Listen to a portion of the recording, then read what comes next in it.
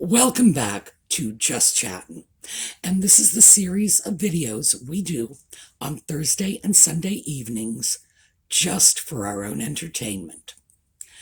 Well, I had something completely different planned for you today, but because we have some breaking news about evidence that has been brought into the appeal of the trial that's going on in the UK. Now, this is the trial in which our friend Nutmeg had sued a UK newspaper for copyright violation and invasion of privacy for publishing the letter she wrote to her father. And I've been following the press on this because I knew that evidence had been put out there. And I was just waiting to be able to get some direct quotes, which I did. So, the regularly scheduled program has gotten shunted aside because we are going to take a look at the trial, among other things, when we come back.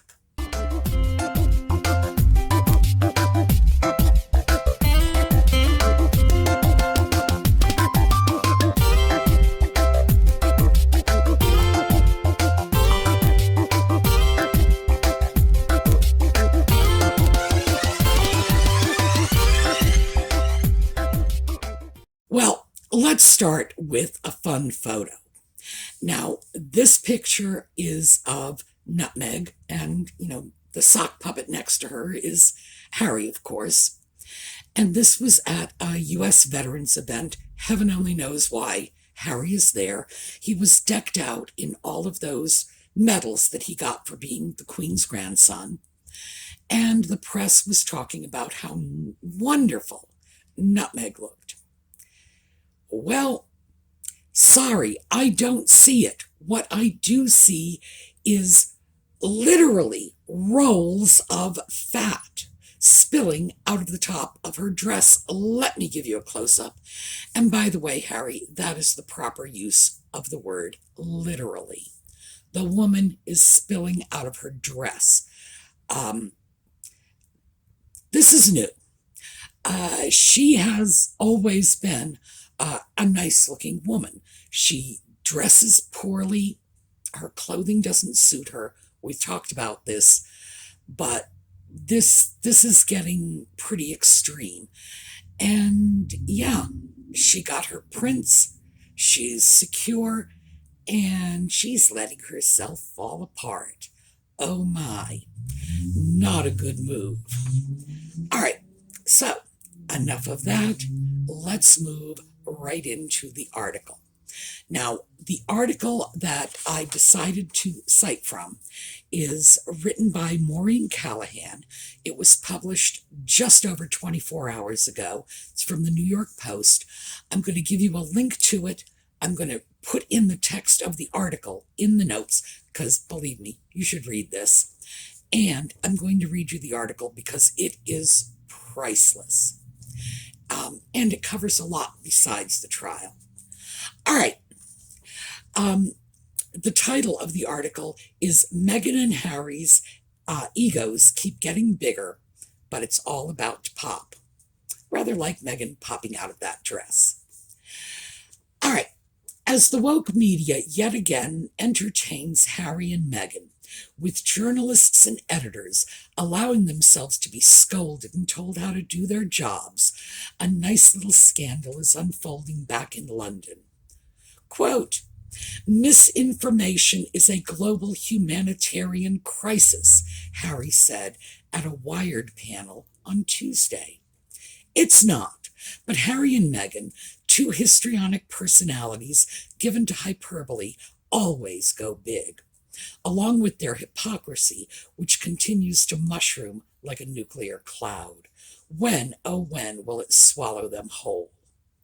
Harry went on to say that the British media, quote, creates news, that the UK media has a vested interest in provoking Meghan's untimely death, and that he has known from a very young age that, quote, the incentives of publishing are not necessarily aligned with the incentives of truth. Truth, he says. So we are to believe, as Harry incredibly claims, that it was he alone who foresaw the January 6th insurrection fomenting on Twitter, that he warned Jack Dorsey the very day before, even though Harry also said he's not on social media, so how would he know, and that he hasn't heard from Dorsey since. Seriously, where's Harry's thank you? Board seat, stock options. Won't someone think of this poor little prince? Meanwhile, back in London, the Court of Appeals just released a detailed statement from H&M's former press secretary, Jason Knopf, and it's a doozy. Not only, Knopf says, did Harry and Meghan actively participate in their hagiographic book, Finding Freedom. Let me just depart from that. I love this woman. She uses the word hagiographic. You know that word because I've used it on this channel. I need to write her a love letter. Anyway, hagiographic book, Finding Freedom, despite their repeated denials, even in court, that they had anything at all to do with it. They have schemed, strategized, and lied to the media when it suits them, playing the victim card all the way. Harry and Meghan, Knopf said, quote, authorized specific cooperation with the book in writing in December 2018. Even though Knopf warned Harry not to put the authors in touch with Meghan's friends, and that, quote, being able to say, hand on heart, that we did not facilitate access would be important. Yet Knopf emailed Meghan questions directly submitted by the authors and replied with, quote, briefing points for them to address in the book. Quote, the claimant, Meghan, and her husband did not collaborate with the authors on the book, nor were they interviewed for it, her lawyer told a UK court in September 2020. Meghan today, quote, I apologize to the court for the fact that I had not remembered these exchanges at the time. Who forgets cooperating on a book that's all about score settling and agenda setting? Yet the New York Times hosts Meghan, who still insufferably goes by the Duchess of Sussex, despite fleeing the mean, racist British royal family, allowing her to prattle on about federalizing paid family leave as, you guessed it, quote, a humanitarian issue. These two, such great humanitarians. Quote, given I've only ever called him Daddy, it may make sense to open as such, despite him being less than paternal. And in the unfortunate event that it leaked, it would pull at the heartstrings. This is Meghan in a message to Knopf, talking about the letter she was writing to her estranged father, Thomas, one in which she would beg him to quit talking to the media, even though, as Meghan told Knopf, she was sure her father would leak the letter to the media, which is exactly what she wanted. Quote, she explained to me by text that she had numbered the pages at the top to indicate the length of the letter, 1 of 5, 2 of 5, etc., Knopf said. She also deliberately ended each page partway through a sentence so that no page could be falsely presented as the end of the letter. She said she had, quote, toiled over every detail which could be manipulated. Here, in part, is that simpering, doe-eyed letter, quote, Daddy, it is with a heavy heart that I write this. Your actions have broken my heart into a million little pieces, not simply because you have manufactured such unnecessary and unwarranted pain, but by making the choice not to tell the truth as you are puppeteered in this. Puppeteered. Meghan writes this with a straight face. Quote, I have only ever loved, protected, and defended you, offering whatever financial support I could. Way to emasculate your father on the world stage. Quote, and instead of speaking to me to accept this or any help, you stopped answering your phone and chose to only speak to the tabloids. Talk about gaslighting. Meghan writes her father a letter begging him to stop talking to the media, hoping he will talk to the media. Then, when all goes according to plan, her father leaking that carefully crafted letter to the Daily Mail, Meghan turns around and sues the paper for invasion of privacy. Incredibly, Meghan won that case. But now the Mail is appealing, Knopf is squealing, and things aren't looking good for the Duke and Duchess of victimhood. Mexit, Harry said this week, is a misogynistic portmanteau. Just kidding. He doesn't know the word portmanteau. But Mexit, he said, quote, was created by a troll, amplified by royal correspondence, and it grew and grew and grew into mainstream media. I'm pretty sure it was created by a synergistic brain spasm on comment threads and in tabloid newsrooms, but whatever.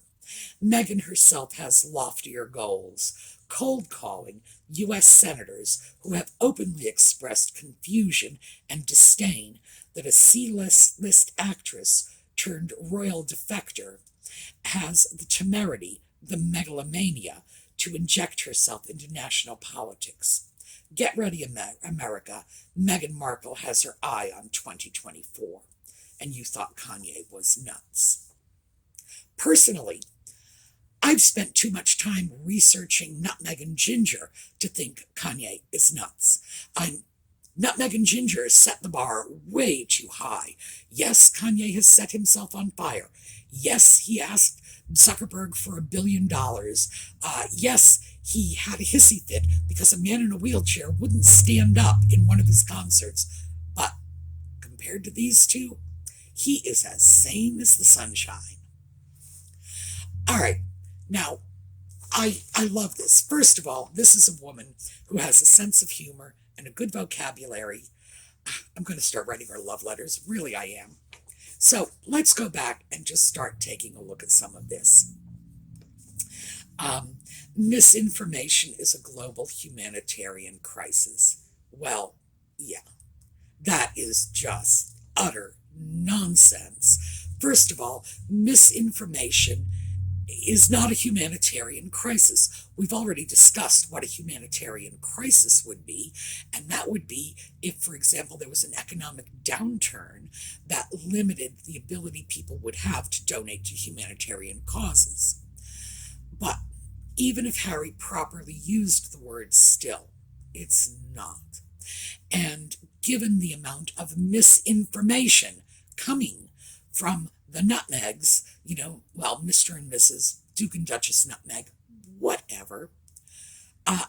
If there's anyone responsible for this humanitarian crisis, it's certainly the two of them, because they are the king and queen of misinformation, which is good for them, because, let's face it, we all know they want to be the king and queen of something, and it's probably not going to be Great Britain. Let's see. Harry goes on to say that the British media creates news. Not true. Believe me, he and his wife give them too much ammo. They don't need to create it. Provoking Nutmeg's untimely death?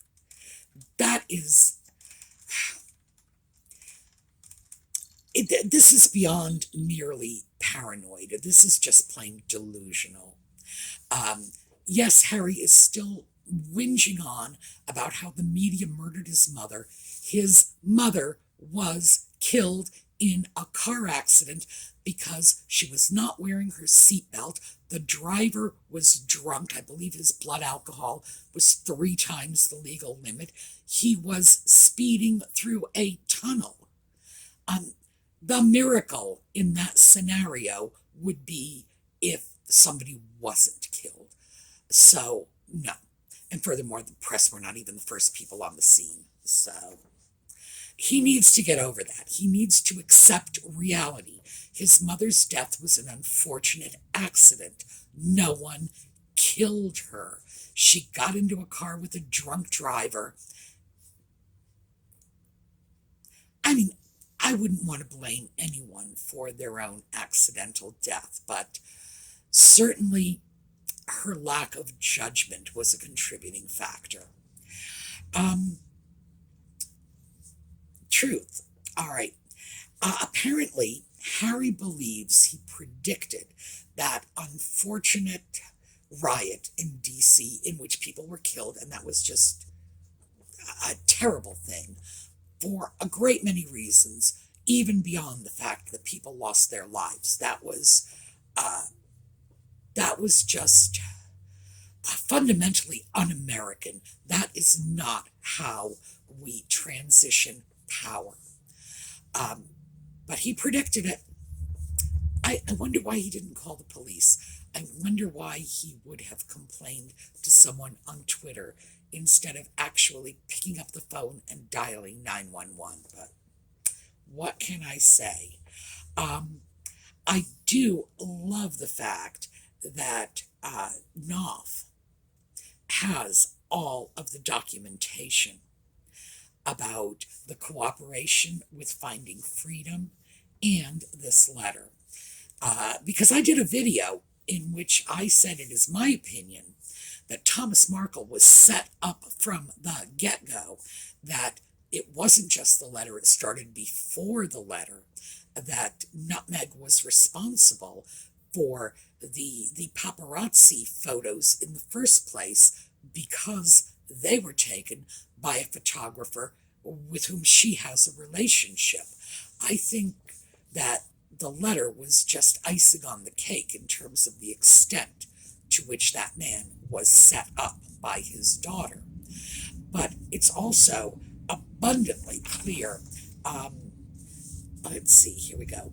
And in the unfortunate event that it was leaked, it would pull at the heartstrings. Now that is a quote from Nutmeg. She intended this to be leaked, and she crafted that letter intentionally to pull at the heartstrings, to try to make herself look like a victim of her father's machinations. That is appalling. I mean, it's appalling to do something like that to anyone, but the idea of doing that to your own parent, I don't even have words for that one. I'm going to wax biblical on this because that's something that I think we can all fundamentally agree is wrong. Her father was good to her. There's no indication that she had any possible justification for attacking her father the way she did, and it was utterly appalling. The situation with the Daily Mail trial is especially interesting. She lied in court. She recently said, and this is referenced here with the New York Times interview, which I watched. I do this so you don't have to, by the way.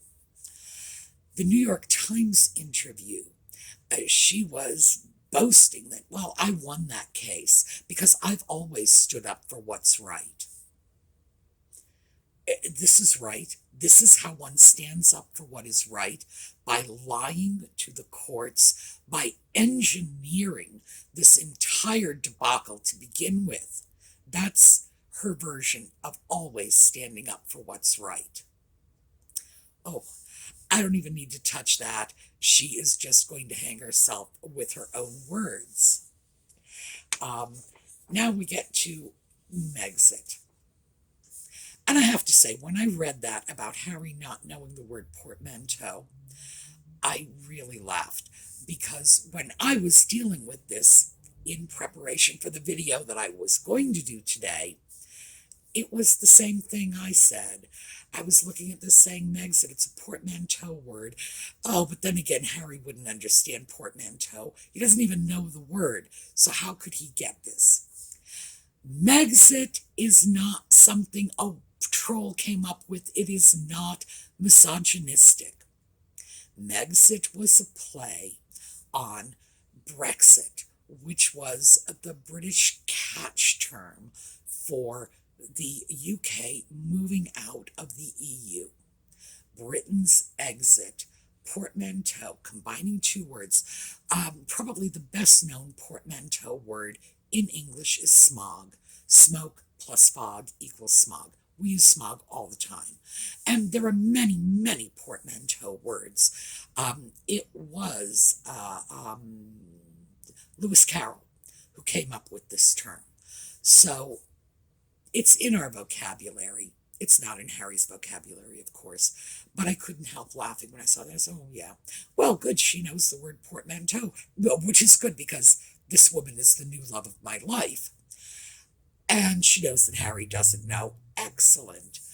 But the very idea that Harry has become so crazy paranoid that he would look at a word coined by the journalists and say, this was formed by a troll and it's anti-female, which, by the way, is what misogynist means. Really? No. It was a play on Brexit. Brexit, Mexit. Get it, Harry? It's a silly word. Get over it. This just goes right up there with their conspiring to kill his wife. This man needs therapy. And this man speaking out on behalf of mental health, I think, is probably, well, it's like the town drunk speaking out on behalf of alcohol recovery. Physician, heal thyself. Harry needs to go into some serious counseling because he is obviously too disturbed to be speaking on any subject, yet he's out there as a mental health advocate. Ugh. You gotta love these people. So that's basically what we've got. I am thrilled that the information about that letter is coming out, because ever since I began first researching what happened with Thomas Markle and the letter, and perhaps you'll recall that he did not give out the letter to the media right away. It was months, and he didn't do what she expected him to do, which was publish the letter. So she had to give excerpts of the letters to her friends and have them publish it, which forced his hand. That's when he was like, no, this is out of context. Here's what it really says. So she even pushed him into publishing the letter. I think that whatever Thomas Markle's faults and flaws may be, and they could be legion for all I know, I think he was shamefully set up in all of this. I think his name was dragged through the mud. I think he was abused and vilified by the tabloids, and I don't think he did anything to deserve this. I think he was simply set up from the get-go. So I'm glad that's coming out, because I think he needs some exoneration. The fact that Nutmeg went ahead and lied to the court about it, whoa, that's for the UK courts to deal with. I don't know what their attitude about perjury is. I know here in the US courts, there are some judges who will, they'll tolerate murder before they'll tolerate perjury. I hope the US courts have the same position, because quite frankly, you should never be able to get away with lying to the courts. That undercuts the justice system. And the idea that you could go into court, sue someone, which means gain. You're going to get money out of this. And lie is the ultimate fraud, because it's a fraud that pulls the entire legal system in with you in order to in order to extort money from a newspaper. Wow. That to me is just intolerable. Yes, I really hope the British courts come down on her like the hammer of Thor. So, that's what I have for you this week. We will take one of the two, because I had something prepared for this Sunday too, so now I'm juggling two different videos. One of them will be up on Sunday. Meantime, this necklace is one of our giveaway pieces. This was fabricated by Karen Hopper, who is a jewelry repurposer.